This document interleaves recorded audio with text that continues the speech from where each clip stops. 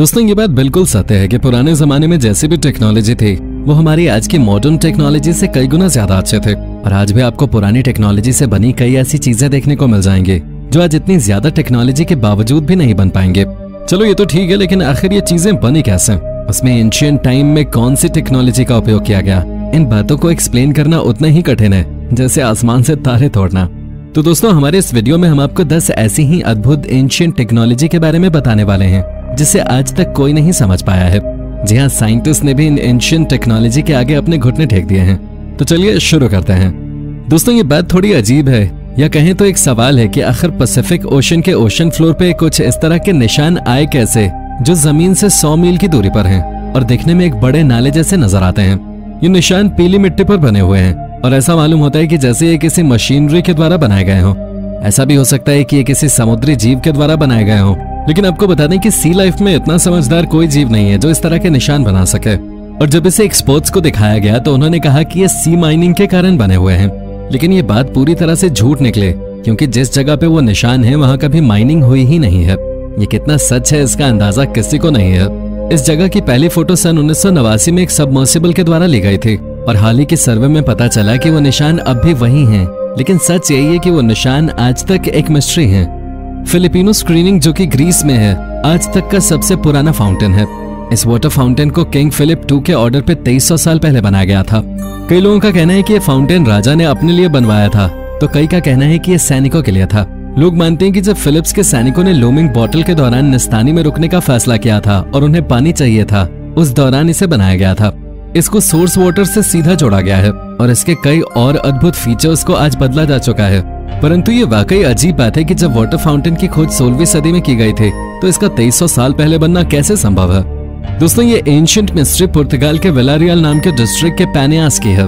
दरअसल वहाँ के बोल्डर्स पे कई तरह के कैविटीज और कुछ अजीब से निशान बने हैं, लेकिन हैरानी की बात तो यह है कि इसमें एक भी औजार का निशान नहीं है और इस कैविटी को बनाने का उद्देश्य क्या था ये भी आज तक एक मिस्ट्री है।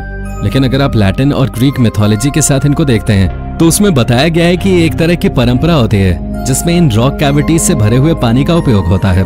इन चट्टानों में ज्यादातर गड्ढे रेक्टेंगुलर शेप में ही हैं। ये रोमन साम्राज्य के समय के बने हुए हैं, लेकिन बिना औजारों के निशान के तो ये काम सिर्फ मशीन से ही संभव है जो उस समय होते नहीं थे।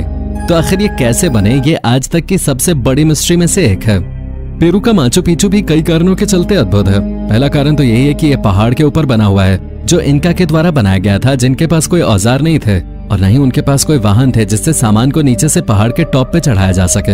इतनी ऊंचाई पर होने के कारण इन्हें शुरुआत में पानी की दिक्कत होते थे, पर इन्होंने बारिश के पानी को रोकने और निकालने के लिए एक अजीब सी टेक्नोलॉजी का उपयोग किया है जिसके कारण ये और भी ज्यादा प्रसिद्ध है। माचू पिचू में बनी हुई बिल्डिंग का काम 15वीं सेंचुरी में पूरा हो गया था। ये शहर इतनी ऊंचाई पर था कि जब स्पेनिश कॉन्क्वेस्टर्स सब तहस नहस कर रहे थे तब उन्हें ये गांव नहीं मिला था और ये तबाही से बच गया था। ये शहर पूरी प्लानिंग के साथ बनाया गया था जिससे वहां खेती भी कर सकते थे।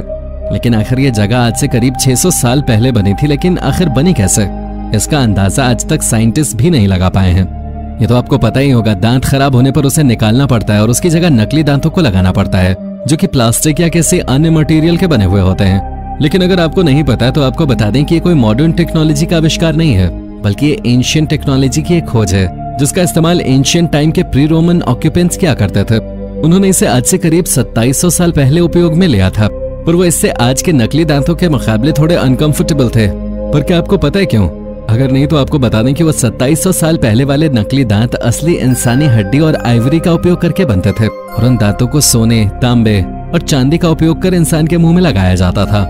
जब भी बात हथियारों की आती है तो आपके मन में सबसे पहले रॉकेट लॉन्चर का ही नाम आता होगा, लेकिन क्या आपको पता है कि ये रॉकेट लॉन्चर का कॉन्सेप्ट 16वीं सदी का है जिसे कोरियन योद्धा युद्ध के दौरान उपयोग किया करते थे और वो उसे क्वाचा नाम से जानते थे जिसका मतलब होता है आग का रथ। उन्होंने इसका उपयोग साल 1590 में हुए इंजिन वॉर के दौरान किया था। इसमें एक लकड़ी का मोटा टुकड़ा होता था जिसमें पूरे में होल्स मौजूद होते थे और 2 चक्के लगे हुए होते थे। ये कॉन्सेप्ट कितना पुराना है इसे जान पाना बहुत मुश्किल काम है। दोस्तों आज हमारे पास कई सारे इनक्रेडिबल इरिगेशन सिस्टम्स हैं और सबसे अद्भुत है माचू पिचू का इरिगेशन सिस्टम। पर आपको बता दें कि ये इरिगेशन सिस्टम इंग्लैंड के कैम्ब्रिज में साल 2014 में खोजा गया था, लेकिन असल में ये काफी ज्यादा पुराना है जो एंशिएंट रोमन्स उपयोग किया करते थे।